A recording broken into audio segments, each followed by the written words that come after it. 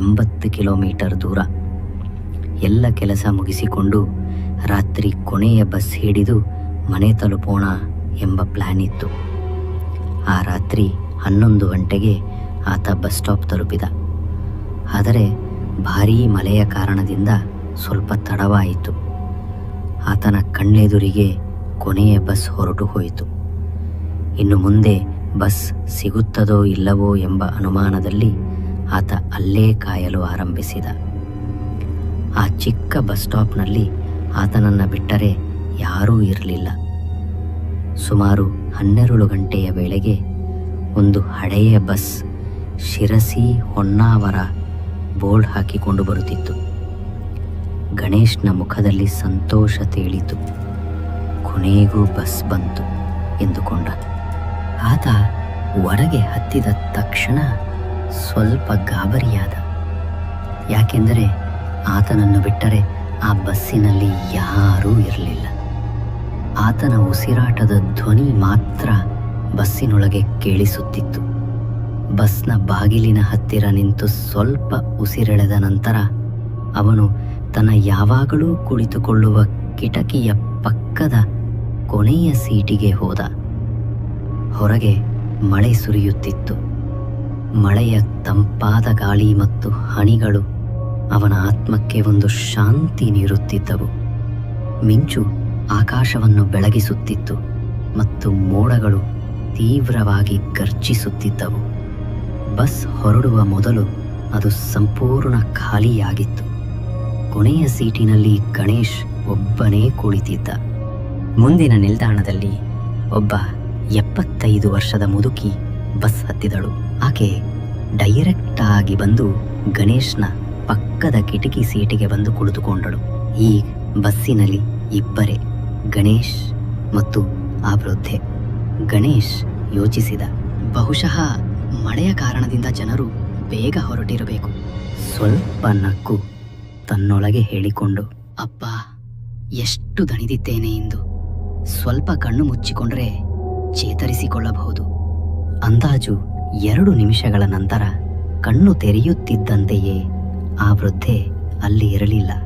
ಗಣೇಶ್ ಬೆಚ್ಚಿಬಿದ್ದ. ಅಯ್ಯೋ, ಇದು ಏನು? ಇವಾಗಷ್ಟೇ ಇಲ್ಲೇ ಕುಳಿತಿದ್ದಳು, ಯಾವ ಸ್ಟಾಪ್ ಬಂದಿಲ್ಲ, ಎಲ್ಲಿ ಇಳಿದಳು? ಆದರೆ ಅವನ ದಣಿವು ಮತ್ತು ಮಳೆಯ ತಂಪು ಆ ಪ್ರಶ್ನೆಯನ್ನು ಅವನ ಮನಸ್ಸಿನಿಂದ ತಳ್ಳಿ ಹಾಕಿತು. ಬಿಡು ಗಣೇಶ್, ಹೆಚ್ಚು ಯೋಚಿಸಬೇಡ. ದಣಿವಿನಿಂದ ತಲೆ ತಿರುಗ್ತಿದೆ ಎಂದು ತನಗೆ ತಾನೇ ಸಮಾಧಾನಿಸಿಕೊಂಡು ಆತ ಮತ್ತೆ ಕಣ್ಣು ಮುಚ್ಚಿಕೊಂಡು ನಿದ್ರೆಗೆ ಜಾರಿದ. ಪ್ರಯಾಣದ ಮಧ್ಯೆ ಅವನ ಕಣ್ಣು ಮತ್ತೆ ತೆರೆದಾಗ ಮತ್ತೆ ಅದೇ ಸೀಟ್ ಖಾಲಿಯಾಗಿತ್ತು. ಆಗ ಗಣೇಶ್ ಗಾಬರಿಯಾದ. ಹಾಗಾದರೆ ಆ ಅಜ್ಜಿ ಬಸ್ಸು ಹತ್ತಿದ್ದು ಸುಳ್ಳ ಅಥವಾ ನಾನು ನೋಡಿದ್ದು ಕನಸ? ಈ ಯೋಚನೆಯಲ್ಲಿ ಮುಳುಗಿದ್ದ ಅವನು ಧೈರ್ಯ ಮಾಡಿ ಡ್ರೈವರ್ ಹತ್ತಿರ ದೂಡಾಯಿಸಿದ. ಗಣೇಶ ಡ್ರೈವರ್ನನ್ನು ನೋಡಿದಾಗ ಡ್ರೈವರ್ನ ಮುಖ ಸುಕ್ಕುಗಟ್ಟಿತ್ತು. ಚರ್ಮದ ಮೇಲಿನ ಪ್ರತಿ ರೇಖೆಯು ಜೀವನದ ಕಠಿಣ ಅನುಭವಗಳನ್ನು ಹೇಳುತ್ತಿತ್ತು. ಅವನ ಕಣ್ಣುಗಳು ರಾತ್ರಿಯ ನಿಶ್ಶಬ್ದತೆಯನ್ನು ಭೇದಿಸುವ ಚುಚ್ಚು ನೋಟವನ್ನು ಹೊಂದಿದ್ದವು. ಗಣೇಶ್ ಆಶ್ಚರ್ಯದಿಂದ ಕೇಳಿದ, ಅಂಕಲ್, ಈಗಷ್ಟೇ ಬಸ್ಸಿನಲ್ಲಿ ಒಬ್ಬ ಅಜ್ಜಿ ಹತ್ತಿದ್ದಳು, ಆದರೆ ಇವಾಗ ಆಕೆ ಸಡನ್ ಆಗಿ ಕಾಣುತ್ತಿಲ್ಲ. ನೀವು ಯಾವುದಾದ್ರೂ ಸ್ಟಾಪ್ನಲ್ಲಿ ನಿಲ್ಲಿಸಿದ್ರಾ? ಡ್ರೈವರ್ ನಿಧಾನವಾಗಿ ತಿರುಗಿ ರಹಸ್ಯಮಯವಾಗಿ ನಕ್ಕ. ಅಜ್ಜಿಯೋ, ಈ ಬಸ್ಸಿನಲ್ಲಿ ಹಿಂದಿನ ಸ್ಟಾಪ್ನಿಂದ ಯಾರೂ ಹತ್ತಲೇ ಇಲ್ಲ. ಇಷ್ಟು ರಾತ್ರಿಯಲ್ಲಿ ಈ ಬಸ್ಸಿಗೆ ಹತ್ತೋ ಧೈರ್ಯ ಯಾರಿಗಿದೆ? ಅದೆಲ್ಲ ನಿನ್ನ ಮನಸ್ಸಿನ ಭ್ರಮೆ ಮಗು. ನಾನು ಪ್ರತಿ ರಾತ್ರಿ ಈ ಬಸ್ಸಿನಲ್ಲಿ ಪ್ರಯಾಣಿಸುತ್ತೇನೆ. ಅವನು ಮುಂದುವರೆದಾಗ ಅವನ ಧ್ವನಿಯಲ್ಲಿ ಒಂದು ವಿಲಕ್ಷಣ ಗಂಭೀರತೆ ತುಂಬಿತ್ತು. ಅರ್ಧರಾತ್ರಿ ಕಳೆದ ಮೇಲೆ ಈ ಬಸ್ಸಿಗೆ ಯಾರೂ ಏರುವ ಧೈರ್ಯ ಯಾರೂ ಮಾಡುವುದಿಲ್ಲ. ಅದು ಹೇಗೆ ಸಾಧ್ಯ ಅಂಕಲ್? ಗಣೇಶ್ ಪ್ರಶ್ನಿಸಿದ. ಅವನ ಧ್ವನಿಯಲ್ಲಿ ಅವಿಶ್ವಾಸ ಮತ್ತು ಕುತೂಹಲದ ಮಿಶ್ರಣವಿತ್ತು. ನಾನೇ ನನ್ನ ಕಣ್ಣಾರೆ ನೋಡಿದ್ದೀನಿ ಆಕೆ ಬಸ್ ಹತ್ತೋದು. ನಿಮಗೆ ಏಜ್ ಆಗಿದೆ, ನನಗಲ್ಲ ಎಂದ ಡ್ರೈವರ್ನ ಕಣ್ಣುಗಳು ಆಳವಾಗಿ ಚುಚ್ಚಿದವು. ಅವನ ಧ್ವನಿ ಇನ್ನೂ ಗಂಭೀರವಾಗಿ ಮಾರ್ಪಟ್ಟಿತು. ನಾನು ಸುಳ್ಳು ಹೇಳುತ್ತಿದ್ದೇನೆ ಅನಿಸ್ತಿದೆಯಾ? 1 ವರ್ಷದ ಹಿಂದೆ ಈ ನಿಲ್ದಾಣದಲ್ಲೇ ಈ ಬಸ್ಸನ್ನು ಇದೇ ಸ್ಟಾಪ್ನಲ್ಲಿ ನಿಲ್ಲಿಸಿದ್ದೆ. ಬಸ್ಸು ನಿಲ್ದಾಣದಲ್ಲಿ ನಿಂತಿತು, ಅದೇ ಸ್ಥಳದಲ್ಲಿ. ಆ ರಾತ್ರಿ ಏನೋ ಒಂದು ಘಟನೆ ನಡೆಯಿತು. ಅವನು ಪಿಸುಧ್ವನಿಯಲ್ಲಿ ಮಾತನಾಡಿದ. ಅದು ಇಂದಿಗೂ ನನ್ನ ಮನಸ್ಸಿನಲ್ಲಿ ಸುತ್ತುತ್ತಲೇ ಇದೆ. ಡ್ರೈವರ್ನ ಧ್ವನಿಯಲ್ಲಿ ಒಂದು ವಿಚಿತ್ರವಾದ ಶೀತಲತೆ ಇತ್ತು. ಹಾಗೆ ಅವನು ಯಾವುದೋ ಹಳೆಯ ರಹಸ್ಯವನ್ನು ಬಹಿರಂಗಪಡಿಸಲು ಹೊರಟಿದ್ದಾನೆ. ಅವನನ್ನು ನಿಧಾನವಾಗಿ ಮಾತನಾಡಲು ಆರಂಭಿಸಿದ. ಆ ರಾತ್ರಿಯೂ ಇಂದಿನಂತೆಯೇ ಮಳೆ ಬರುತ್ತಿತ್ತು. ಡ್ರೈವರ್ ನೆನಪಿಸಿಕೊಂಡು ಹೇಳಿದನು. ಅವನ ದೃಷ್ಟಿ ಭೂತಕಾಲದತ್ತ ಹೋಗಿತ್ತು. ಬಸ್ನಲ್ಲಿ ನಾನೊಬ್ಬನೇ ಹೊರತು ಬೇರೆ ಯಾರೂ ಇರಲಿಲ್ಲ. ನಾನು ನನ್ನ ಪಾಡಿಗೆ ಬಸ್ ಡ್ರೈವ್ ಮಾಡ್ತಿದ್ದೆ. ಆಗ ಇದ್ದಕ್ಕಿದ್ದಂತೆ ಯಾರೋ ನನ್ನನ್ನು ನೋಡುತ್ತಿದ್ದಾರೆ ಎನ್ನಿಸಿತು. ನಾನು ತಕ್ಷಣ ಹಿಂದೆ ತಿರುಗಿ ನೋಡಿದಾಗ ಒಬ್ಬ ವೃದ್ಧದ ಮಹಿಳೆ ಕೊನೆಯ ಕಿಟಕಿ ಸೀಟಿನಲ್ಲಿ ಕುಳಿತಿದ್ದಳು. ಡ್ರೈವರ್ನ ಧ್ವನಿ ಕಂಪಿಸಿತು. ಅವಳ ಮುಖ ವಿಚಿತ್ರವಾಗಿತ್ತು. ಅವಳ ಕಣ್ಣುಗಳು ಸಂಪೂರ್ಣ ಕಪ್ಪಾಗಿದ್ದವು. ಹಾಗೆ ಅವುಗಳಲ್ಲಿ ಜೀವವೇ ಇರಲಿಲ್ಲ. ಅವಳು ನಿಶ್ಶಬ್ದವಾಗಿ ನನ್ನನ್ನು ನೋಡುತ್ತಿದ್ದಳು. ನಾನು ಏನಾದರೂ ಮಾತನಾಡಲು ಪ್ರಯತ್ನಿಸಿದೆ, ಆದರೆ ನನ್ನ ಧ್ವನಿ ಗಂಟಲಲ್ಲಿ ಸಿಲುಕಿಕೊಂಡಿತು. ಡ್ರೈವರ್ನ ಕೈಗಳು ಸ್ವಲ್ಪ ನಡುಗಿದವು. ಇದ್ದಕ್ಕಿದ್ದಂತೆ ಅವಳು ತನ್ನ ಬೆರಳನ್ನು ನನ್ನ ಕಡೆ ತೋರಿಸಿ ಪಿಸುಮಾತಿನಲ್ಲಿ ಹೇಳಿದಳು, ನನ್ನ ಹತ್ತಿರ ಬಾ. ಮರುಕ್ಷಣವೇ ಅವಳು ಗಾಳಿಯಲ್ಲಿ ಕರಗಿ ಹೋದಂತೆ ಅದೃಶ್ಯಳಾದಳು. ಗಣೇಶ್ನ ಸುನಕ್ಕ ಅವನ ಮುಖದಲ್ಲಿ ಅವಿಶ್ವಾಸದ ಭಾವವಿತ್ತು. ಅಯ್ಯೋ ಅಂಕಲ್, ಇದು ಯಾವುದೋ ಹಳೆಯ ಕನ್ನಡ ಫಿಲ್ಮ್ ಕತೆ ಅಂತಿದೆ. ನೀವು ಬಹುಶಃ ದಣಿವಿನಲ್ಲಿ ಏನೋ ಕನಸು ಕಂಡಿದ್ದೀರಿ. ಗಣೇಶ್ ಡ್ರೈವರ್ನ ಮಾತನ್ನು ಹಗುರವಾಗಿ ತೆಗೆದುಕೊಂಡ. ಅವನ ಮನಸ್ಸು ದಣಿವಿನ ಮತ್ತು ಮಳೆಯಿಂದ ಉಂಟಾಗಿದ್ದ ಗೊಂದಲದ ಮೇಲೆ ತೂಗಾಡುತ್ತಿತ್ತು. ಇದೆಲ್ಲ ಬೊಗಳಾಟ, ಅವನು ತನ್ನೊಳಗೆ ಹೇಳಿಕೊಂಡ. ಮುದುಕರು ಯಾವಾಗಲೂ ಈ ರೀತಿಯ ಕತೆಗಳನ್ನು ಹೆಣೆಯುತ್ತಾರೆ. ನಮ್ಮನ್ನು ಹೆದರಿಸೋಕೆ ಪ್ರಯತ್ನಿಸ್ತಿರಬಹುದು. ಗಣೇಶ್ ಡ್ರೈವರ್ನನ್ನು ನೋಡಿ ಹೇಳಿದ, ನಿಮಗೆ ಅವತ್ತು ನಿದ್ರೆ ಬಂದು ಹಾಗೆ ಅನ್ನಿಸಿರಬಹುದು. ನಿಮಗೆ ವಯಸ್ಸಾಗಿದೆ. ಯಾಕೆ ಇಷ್ಟೊತ್ತಿನಲ್ಲಿ ರಾತ್ರಿ ಬಸ್ ಓಡಿಸ್ತೀರಾ? ಯಾವುದಾದ್ರೂ ಹಗಲಿನಲ್ಲಿ ಡ್ಯೂಟಿ ಹಾಕಿಸಿಕೊಳ್ಳಿ. ಡ್ರೈವರ್ನ ಕಣ್ಣುಗಳು ಆತಂಕದಿಂದ ವಿಶಾಲವಾಗಿದ್ದವು. ಮಗು, ಆ ರಾತ್ರಿಯ ನಂತರ ನಾನು ಅನೇಕ ರಾತ್ರಿಗಳನ್ನು ಜಾಗರಣೆಯಲ್ಲಿ ಕಳೆದೆ. ಆದರೆ ಆ ವೃದ್ಧ ಮಹಿಳೆಯ ಧ್ವನಿ ಇನ್ನೂ ನನ್ನ ಕಿವಿಯಲ್ಲಿ ಹಾಗೆಯೇ ಇದೆ. ಇನ್ನೂ ಕೇಳು. ಆ ರಾತ್ರಿ ನಾನು ಬಸ್ ನಿಲ್ಲಿಸಲಿಲ್ಲ, ಆದರೆ ಅದಾಗಿಯೂ ಅವಳು ಕಣ್ಮರೆಯಾದಳು. ಅವನು ಗಣೇಶ ಕಡೆ ದೃಷ್ಟಿ ಹಾಯಿಸಿದ. ಜನರು ಹೇಳುತ್ತಾರೆ, ಈ ಬಸ್ನಲ್ಲಿ ಅರ್ಧರಾತ್ರಿ ಕಳೆದ ನಂತರ ಏನೋ ಸುತ್ತಾಡುತ್ತದೆ. ಅದು ಮನುಷ್ಯನಲ್ಲವಂತೆ. ನನ್ನ ಹಣೆಯ ಬರಹ ನಮ್ಮ ಡಿಪೋದವರು ನನ್ನ ದಿನಾಲೂ ಇದೆ. ಬಸ್ಸಿಗೆ ಡ್ಯೂಟಿ ಹಾಕ್ತಾರೆ. ಬೇರೆ ಡ್ರೈವರ್ಗಳು ಈ ರೂಟ್ ಕಡೆ ತಲೆ ಹಾಕಿ ಮಲಗೊಳ್ಳ ಎಂದ. ಗಣೇಶ್ ಕಿಟಕಿಯ ಹೊರಗೆ ನೋಡಿದ. ಬಸ್ ಕತ್ತಲ ಕವಿದ ದಟ್ಟವಾದ ಅರಣ್ಯವನ್ನು ದಾಟಿ ಅಘನಾಶಿನಿ ನದಿಯ ಸೇತುವೆಯನ್ನು ಪ್ರವೇಶಿಸುತ್ತಿತ್ತು. ಆ ಡ್ರೈವರ್ನ ಮಾತುಗಳು ಮಳೆಯ ಶಬ್ದದ ಹಿನ್ನೆಲೆಯಲ್ಲಿ ಇನ್ನಷ್ಟು ಭಯಾನಕವಾಗಿ ಅನಿಸಿದವು. ನಿಜವಾಗಿ ಎಲ್ಲಿಯೋ ಒಂದು ಭಾಗದಲ್ಲಿ ಆ ಡ್ರೈವರ್ನ ಮಾತುಗಳು ಗಣೇಶನ ಮನಸ್ಸಿನಲ್ಲಿ ಒಂದು ವಿಚಿತ್ರವಾದ ಅಶಾಂತಿಯನ್ನು ಉಂಟು ಮಾಡಿದ್ದವು. ಗಣೇಶ್ ತನಗೆ ತಾನೇ, ಚಿಂತಿಸಬೇಡ ಗಣೇಶ್, ಹೆಚ್ಚು ಯೋಚಿಸಬೇಡ. ಇದೆಲ್ಲ ರಾತ್ರಿ ಬಸ್ ಪ್ರಯಾಣ ಮತ್ತು ಮಳೆಯ ಮಾದಕತೆ ಅಷ್ಟೇ. ಬೇಗ ಮನೆ ತಲುಪಿ ನಿದ್ದೆ ಮಾಡಿದ್ರೆ ಎಲ್ಲ ಸರಿಯಾಗುತ್ತದೆ ಎಂದು ಹೇಳಿಕೊಂಡ. ಡ್ರೈವರ್ನ ರಹಸ್ಯಮಯ ಮಾತುಗಳನ್ನು ಕೇಳಿದ ನಂತರ ಗಣೇಶನ ಮನಸ್ಸು ಭ್ರಮೆಯಲ್ಲಿ ಹಾರಿಹೋಯಿತು. ಅವನ ದಣಿವು ಮತ್ತೆ ನಿದ್ರೆಯು ಆಲಿಂಗನಕ್ಕೆ ಎಳೆದುಕೊಂಡಿತು. ಅವನು ತಲೆ ಒರಗಿಸಿ ಒಂದೆಡೆ ನಿದ್ದೆ ಮಾಡಿದ.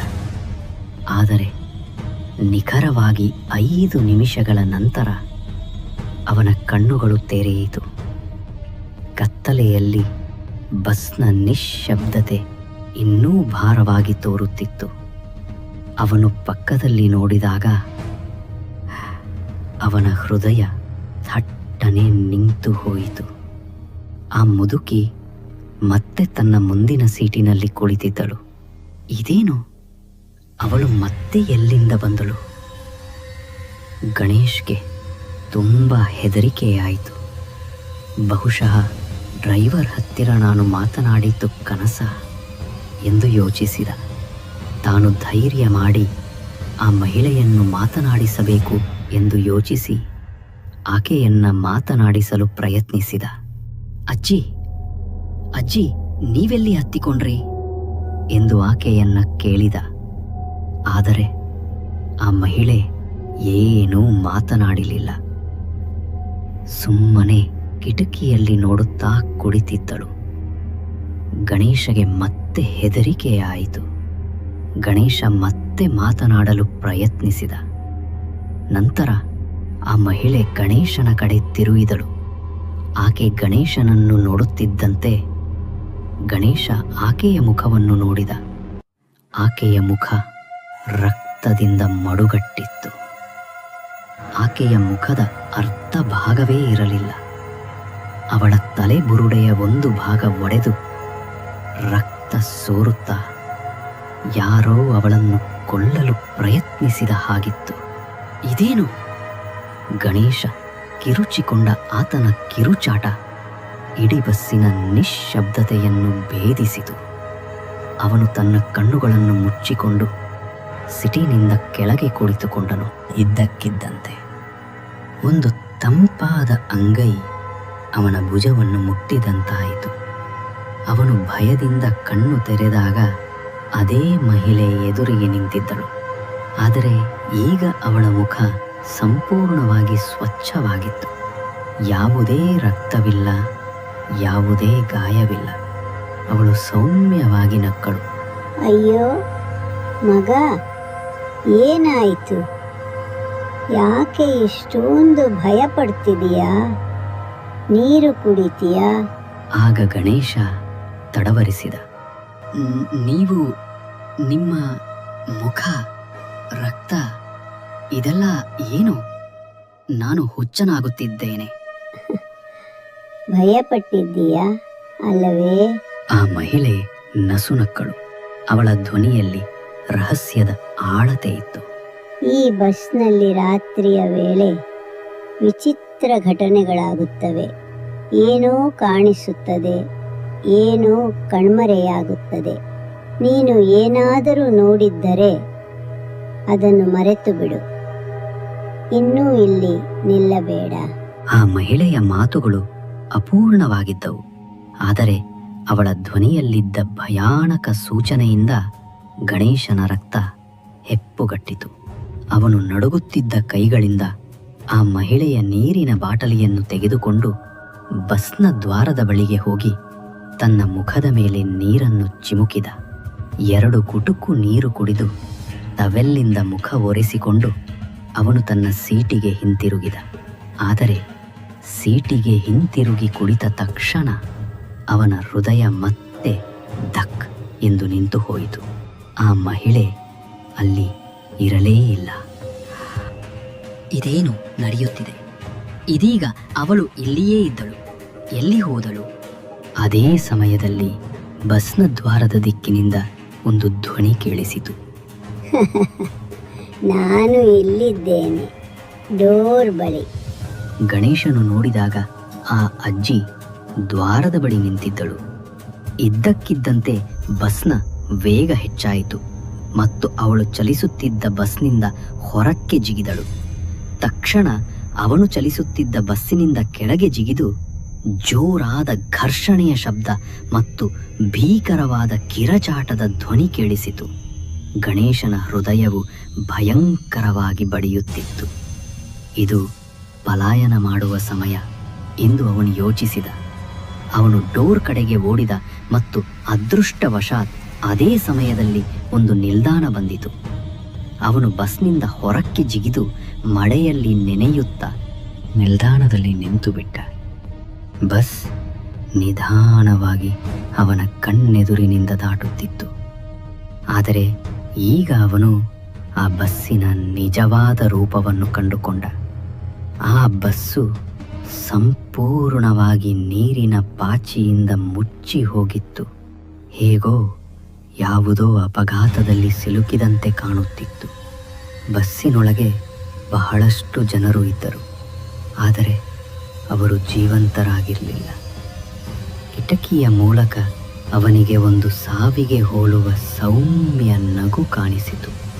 ಅದೇ ಅಜ್ಜಿ ಅವನನ್ನು ನೋಡಿ ನಗುತ್ತಿದ್ದರು. ಆ ಬಸ್ಸಿನ ಡ್ರೈವರ್ ಈಗ ಮನುಷ್ಯನಾಗಿರಲಿಲ್ಲ. ಗಣೇಶ ಅಲ್ಲಿಯೇ ಮೂರ್ಛೆ ಹೋದ. ಮತ್ತೆ ಗಣೇಶ ಕಣ್ಣು ತೆರೆದಾಗ ಬೆಳಕು ಹರಿಯುತ್ತಿತ್ತು. ತಕ್ಷಣ ಆತ ಹತ್ತಿರದ ಪೊಲೀಸ್ ಸ್ಟೇಷನ್ಗೆ ದೌಡಾಯಿಸಿದ. ಅಲ್ಲಿ ಆತ ರಾತ್ರಿ ತನ್ನೊಡನೆಯಾದ ಎಲ್ಲ ಘಟನೆಗಳನ್ನು ಪೊಲೀಸರಿಗೆ ವಿವರಿಸಿದ. ನಂತರ ಪೊಲೀಸರು ಅವನಿಗೆ ಬಸ್ ನಂಬರ್ ಕೇಳಿದರು. ಆಗ ಆತ KA 300375 ಎಂದು ಹೇಳಿದ. ತಕ್ಷಣ ಪೊಲೀಸರಿಗೆ ಈತನಿಗೆ ಆಗಿರುವ ಘಟನೆ ಅರ್ಥವಾಯಿತು. ಅಲ್ಲಿರುವ ಒಬ್ಬ ಹಳೆಯ ಪೊಲೀಸ್ ಕಾನ್ಸ್ಟೇಬಲ್ ಗಣೇಶನಿಗೆ ಹೇಳಿದ, ಮಗ, ನೀನು ಹೇಳುತ್ತಿರುವ ಬಸ್ಸು 5 ವರ್ಷದ ಹಿಂದೆ ಅಗ್ನಾಶಿನಿ ಬ್ರಿಡ್ಜ್ ಮೇಲೆ ಅಪಘಾತಕ್ಕೆ ಒಳಗಾಗಿ ನದಿಯಲ್ಲಿ ಬಿದ್ದಿತ್ತು. ಅದರಲ್ಲಿರುವ 18 ಜನ ನೀರಲ್ಲಿ ಮುಳುಗಿ ಸತ್ತಿದ್ದರು ಎಂದು ಹೇಳಿದ. ಅದನ್ನ ಕೇಳಿ ಗಣೇಶನ ಹೃದಯ ಬಡಿತವೇ ನಿಂತು ಹೋಯಿತು. ಇನ್ಮೇಲೆ ಈ ರೂಟಲ್ಲಿ ರಾತ್ರಿ ಪ್ರಯಾಣಿಸಬೇಡ ಎಂದು ಹೇಳಿ ಅವನನ್ನು ಅಲ್ಲಿಂದ ಕಳುಹಿಸಿದರು. ಆಗ ಗಣೇಶನಿಗೆ ದಿಗಿಲು ಬಡಿದಂತಾಯಿತು. ಆತ ರಾತ್ರಿ ಮಾತನಾಡಿಸಿದ ಡ್ರೈವರ್ ಮತ್ತು ಆ ಅಜ್ಜಿ ಇಬ್ಬರು ಆ ಬಸ್ಸಿನ ಅಪಘಾತದಲ್ಲಿ ಸತ್ತವರಾಗಿದ್ದರು. ನಂತರ ಆತ ಅದೇ ಗುಂಗಲ್ಲಿ ಮನೆ ತಲುಪಿದ. ಈ ಘಟನೆಯ ನಂತರ ಗಣೇಶ್ ಯಾವತ್ತೂ ಆ ರೂಟ್ನಲ್ಲಿ ರಾತ್ರಿ ಪ್ರಯಾಣ ಮಾಡಿಲ್ಲ. ಈ ವಿಡಿಯೋ ನಿಮಗೆ ಇಷ್ಟವಾಗಿದ್ದರೆ ನಮ್ಮ ಚಾನಲ್ ಸಬ್ಸ್ಕ್ರೈಬ್ ಮಾಡಲು ಮರೆಯಬೇಡಿ. ಧನ್ಯವಾದಗಳು.